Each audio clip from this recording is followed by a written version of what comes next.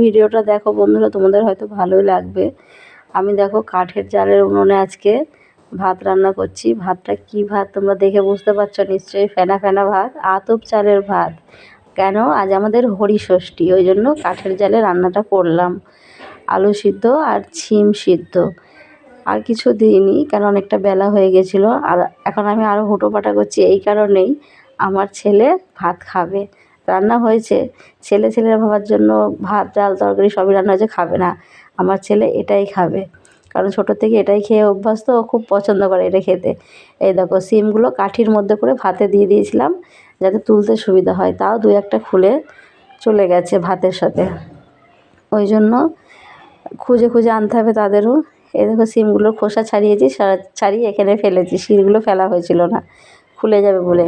গাছের কাঁচা লঙ্কা 4টে হয়েছিল, ছেলেকে বললাম তুলে নিয়ে আয়, ছেলে তুলে নিয়ে এসে দেখেছো লঙ্কাগুলো ফ্রেশ, ছোটো ছোটো লঙ্কা কিন্তু খুব ঝাল। বোটা সমেত দিয়েছে, ধুয়ে এনে আমি এবার সেটাকে বোটাগুলো ছাড়িয়ে নিলাম।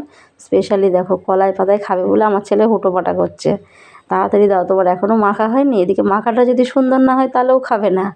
বৌমাকে বলছে একটু ঘি দাও, বৌমা ঘি ঢেলে দিল। ঘি দিয়ে সুন্দর করে আলু সিদ্ধটা মাখবো, মেখে ছেলেকে আগে দেবো, কারণ ওর খুব খিদে পেয়েছে। এ দেখো কলা পাতায় ছেলেকে দিচ্ছি খেতে, খেয়ে নেবে। তাড়াতাড়ি করে দিলাম, কেমন হয়েছে জানি না, খেয়ে বলবে ছেলের খাবার রেডি। এবার বৌমাকে দেবো, বৌমাও খায়নি, সকাল থেকে না খেয়ে আছে, বৌমার জন্য বেড়ে দেবো। পাশে আর একটা পাতা রাখা আছে, কলা পাতা খেতে ভালোই লাগে, দেখতে ভালো লাগে যেমন, খেতেও ভালো লাগে তেমন, ওই জন্য বৌমারটাও বেড়ে দিচ্ছি, দুজনে একসাথে খেয়ে নেবে। তারপরে আমার মাকে দেবো, তারপরে আমি খাবো। অনেকটাই বেলা হয়ে গেছে তো। আবার এটার একটা নিয়ম আছে, সূর্য ডুবে গেলে নাকি খেতে নেই, আমার মা বলে। মায়ের কথা শুনতে হয় জানো, কারণ মা জানে বলেই বলেছে।